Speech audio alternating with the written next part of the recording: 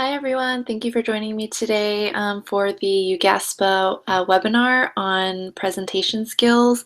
I hope everyone can hear me. If you can't, please shoot me a tweet on the UGASPA website, or just use the hashtag that you see on the screen to let us know that it's not working for you, and then we'll try and help with the technical difficulties.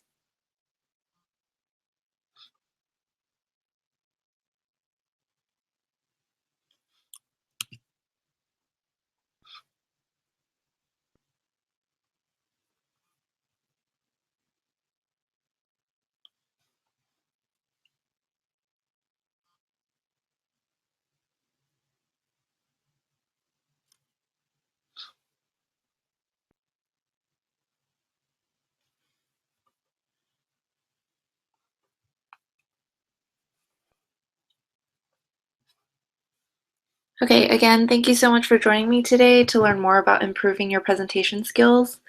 This webinar is a professional development program developed by UGASPA, and we just want to help you grow in the field of student affairs, and so I decided to take on this project. I am representing the UGASPA board by taking on this program, and I have been serving as the professional development chair since January. And I am currently a first-year master's student in the College Student Affairs Administration program. For my assistantship, I'm currently working at the Career Center, and I look forward to continuing my work in career development for college students once I earn my degree. And so, if you don't already know, this is a interest area of mine to help people develop new skills and grow in their profession. So I'd love to connect with you. I've put up my email on the screen.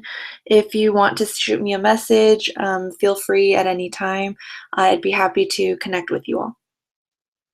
So let's get started. Some of you who signed up may already know that the public speaking or presenting to an audience is not like a skill that you feel very confident about. Others may not really have decided whether they're a great presenter or not, but would like some tips and tricks to make their presentation better or more engaging. But before we get into that, I want to answer a more important question, such as what's in it for you? Why should you, a student affairs professional, be interested in this webinar?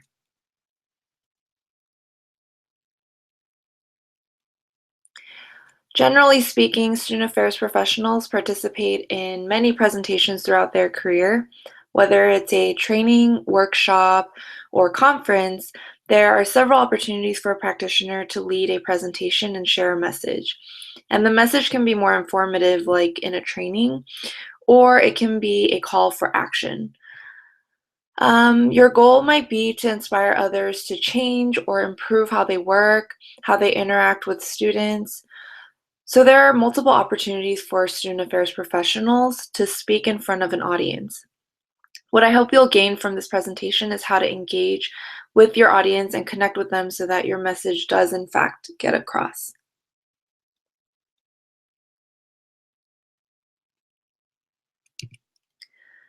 For this presentation, I wanted to keep the information pretty simple. As you can see on the slide, I have 4 different sections I wanted to cover, and conveniently, all of them start with P's to make it easier for you to remember after this webinar.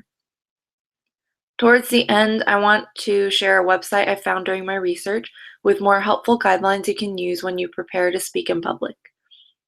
And finally, in case you have any questions you'd like for me to address, I've dedicated some time at the end to answer them. And there's a hashtag for you to use on Twitter to get the questions to me.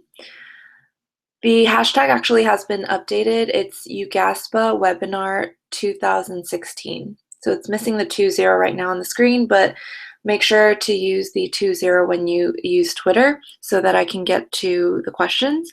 And I'll do my best to get to all of them by the end of the presentation.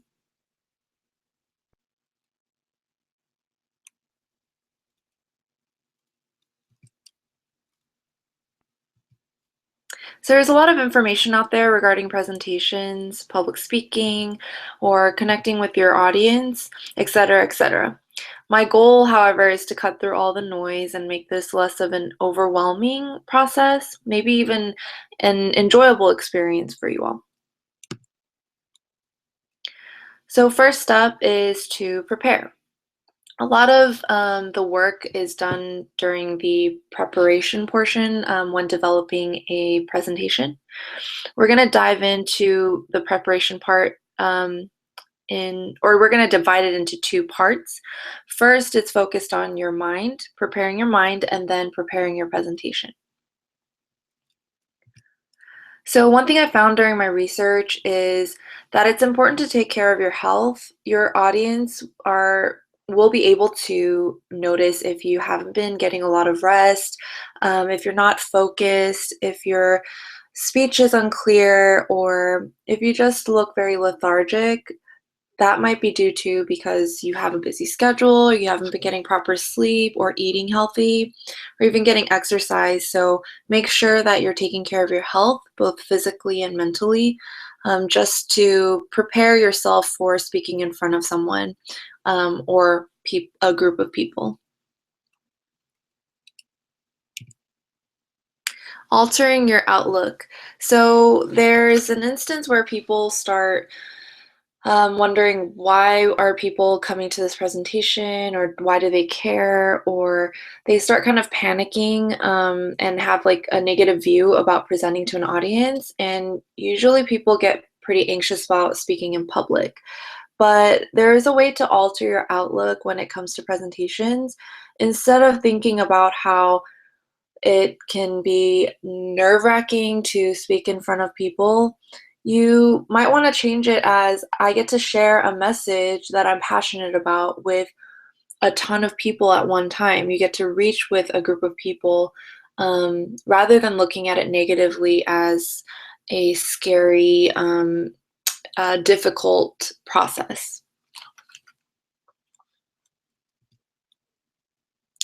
And as a part of preparing your mind, it's important to ask yourself the right questions, as in, who are you speaking to, and why are you giving this speech, or what you want your audience to do after your presentation.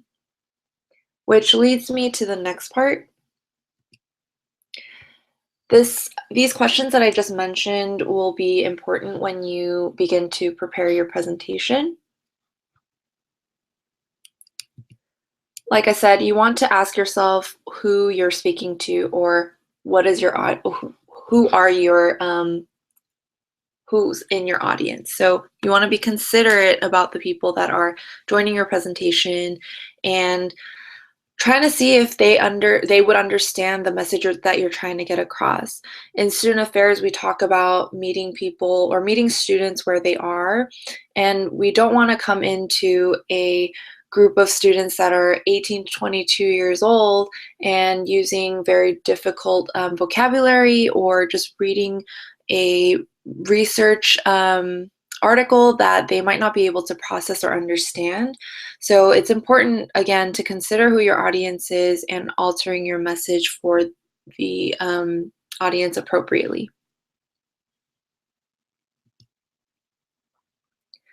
Researching information is obviously an important aspect of your presentation or the preparation process. So in order to come across as a knowledgeable speaker, you want to make sure that you do the research, you look at different ways that people have presented on your idea. If you have a new idea, you want to make sure that you have the data or the information that validates your claims, just so that you come off as a credible speaker. Learning outcomes. This can be, again, related to the question that I posed earlier. When you're asking why you're giving this speech, it might be easier to answer that question by coming up with learning outcomes. In student affairs, we discuss this quite frequently. When making a presentation, our professors have even put in learning outcomes for their own lectures or even in the syllabi, they try to include the goals that they want to meet through the program or lecture that they are giving.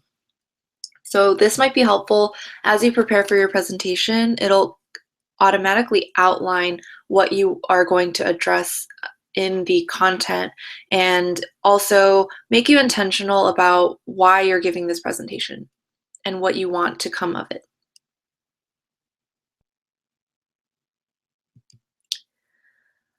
And another thing that you want to consider when you are preparing for your presentation are different presentation tools.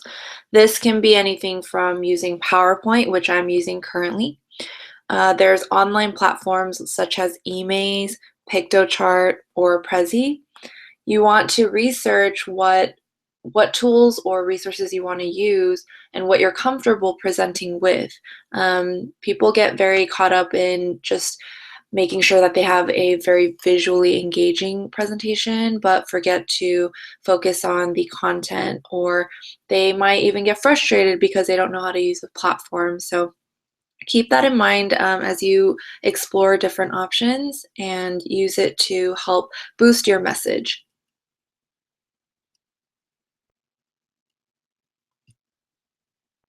So next, it's practicing the skills to present, and this is actually part of the presentation portion as well, but this is like an ongoing process, and you might get practice by presenting to different audiences over the years, but before you even step onto the stage or you're in the environment of presenting, I want you to really have opportunities to practice this presentation skills that you're gaining, whether through this webinar or the online resources or tips that you've been receiving from other peers or colleagues.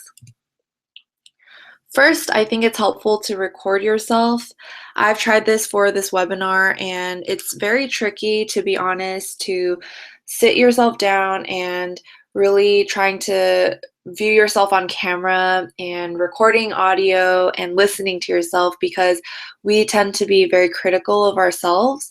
But I think it's a good way to see the different types of habits that you have, or maybe it's an opportunity to look at your body language and check to see if you're behaving in a way that could be distracting the audience from getting your message.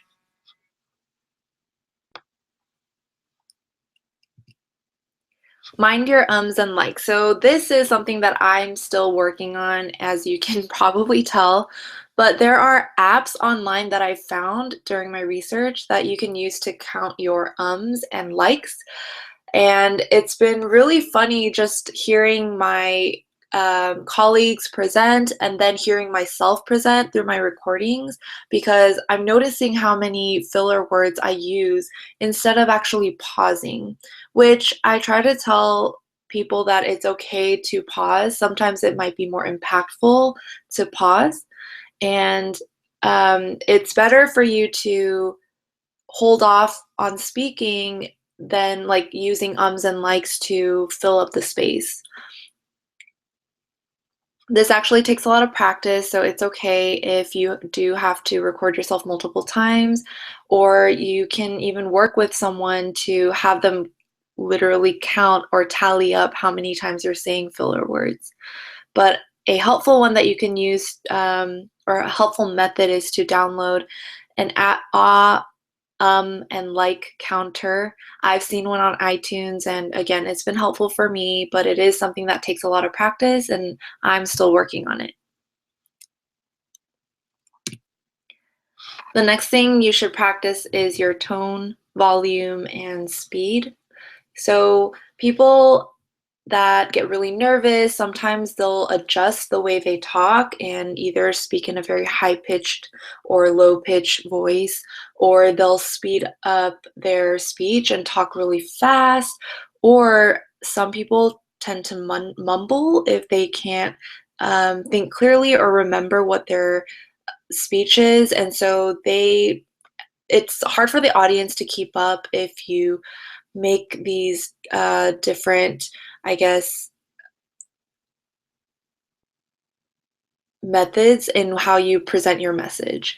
And so try to practice how you come off when in terms of volume, tone, and speed so that it's not distracting for the audience from the message you're trying to convey.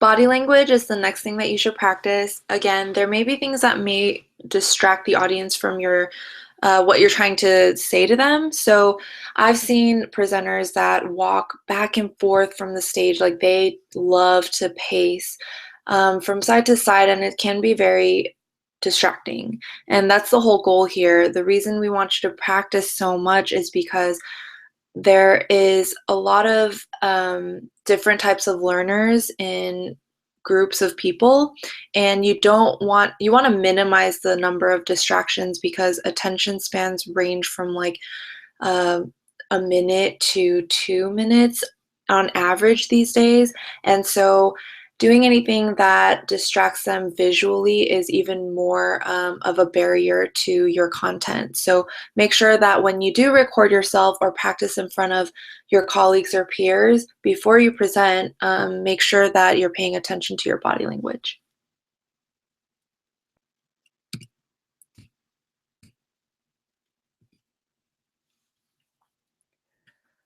Finally, when it's time to present, people might be concerned about keeping their audience engaged. So we usually see in our research that presenters should use a story. Some are arguing now that it's so typical to use a story, but I think it's just a matter of relevancy. So if you're telling a story that's not relevant to your presentation or really doesn't clearly convey the message that you're trying to give throughout the presentation, then toss the story. Don't use it, or try to think of one that is more relevant. But I think it's engaging to have a personal story shared to your audience because it might be an opportunity for them to connect with you as well. Make sure that the skills that you used back in elementary school, you still use when you tell a story. Make sure that your story has a beginning, middle, and end so that you keep the audience engaged and that those that have shorter attention spans are able to follow what your story is about and be able to connect it to your presentation. Sometimes it's helpful to have the audience do the talking. Although it's difficult in a space like this now in a webinar, um, letting the audience do the talking in terms of having discussions or having a engaging activity, I think that is powerful in itself. Being able to apply some of the lessons that you're trying to give in your presentation, it'll be helpful for them to get the overall message, and it gives you time to pause and do less talking and kind of step away from the role of being the speaker the entire time. Use interactive tools. This can be seen through our lectures or classes. I've seen professors engage the cohort or classmates by using websites that poll the students by asking a question and then having everyone either use their phones or their computers to respond to these questions. That's an interactive tool that you can use. Twitter obviously is very popular, and that's something that we're using now. And so having these types of tools also help kind of the speaker step away from taking up all the space and having the audience engaged in the presentation as well. And finally, you don't want to ramble. If you feel nervous, there might be temptation to keep talking and to go on and on and on because you feel like maybe you'll say something that does really empower or inspire the audience. But there is a moment that you need to just wrap it up and just stop talking. It's okay to pause and really think about whether this is the end of your presentation instead of just continuing to bring in different points and confusing the audience more and more.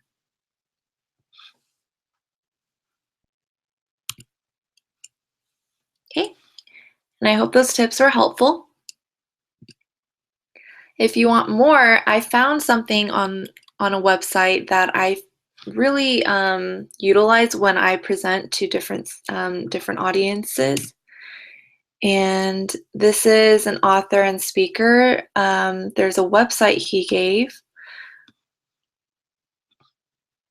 and this is the website, Top 10 Delivery Tips.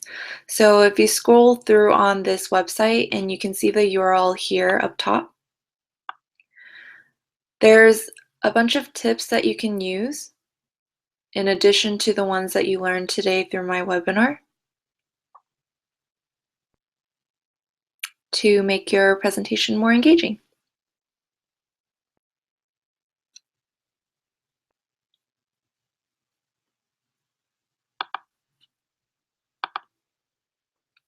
Okay, so now it's time to ask questions. I would love to see if anyone has questions for me specifically or about presentation skills in general. I'd love to answer them for you. So please use the hashtag that you see on the screen.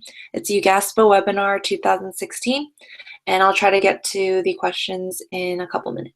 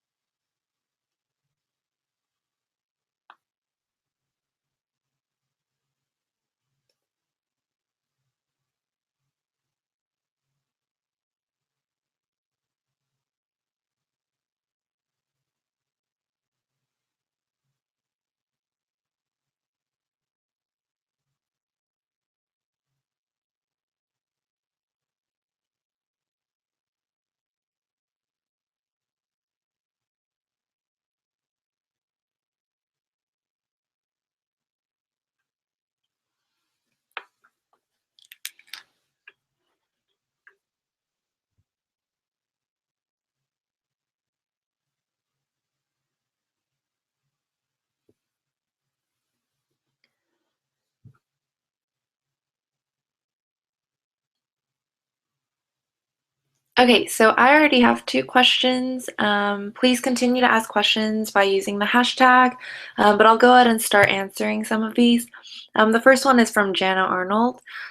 She asked, how do you cut off the audience when you need to move on, but the discussion is getting good? It does take a type of flexibility and adaptability as a presenter. I think if you feel like there is an opportunity to really learn and grow when the audience is talking amongst each other or are really engaged in an activity, I think the presenter should adapt their presentation from then on, and give them space to really interact in that way, because I think it's harder for some people to learn just by one method, and that's by looking at you or looking at your presentation or just listening to your speech. And so if you feel like there's an opportunity for them to grow and develop in with each other, then I think you should allow that to occur organically and naturally, and then adapt because you're the professional and you know what's on your presentation. And then when you feel like there's a moment to pause or really gather them back together, then you can bring them back and maybe bring it up again towards the end of the presentation if you have more time, as a part of like a reflection process. The next question comes from Sean Espinosa. He asked, what is your favorite presentation tool, PowerPoint or Prezi? It really depends on what I'm trying to present on.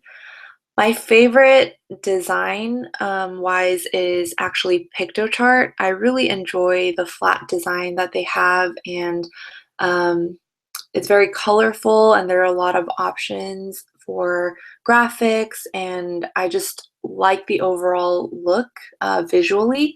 And so PictoChart has been my favorite, but I'm so used to using PowerPoint, and when I need to quickly gather a presentation together, just because of what I know and what I'm used to, I'm able to utilize PowerPoint more for my presentations. Now, you can use Emaze or Prezi as well if you are talented in kind of bringing in a more or designing a more engaging and interactive presentation. But I know I get kind of crazy with some of the transitions and the animations, and so I try to avoid using those tools just because I don't want to make my audience feel dizzy or get distracted by all the movements. That's something that I need to work on, and there are websites that have tutorials to help teach out how to use visual content to promote your message. And so, yeah, there's definitely opportunity for me to use other tools, but my favorite right now is PictoChart and PowerPoint.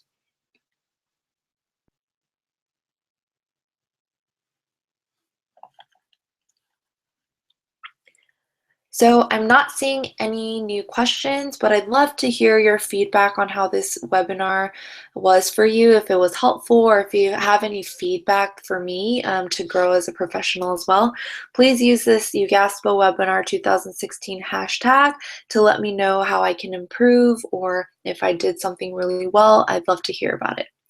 Thank you so much for joining us, and I'll see you next time. Have a great night.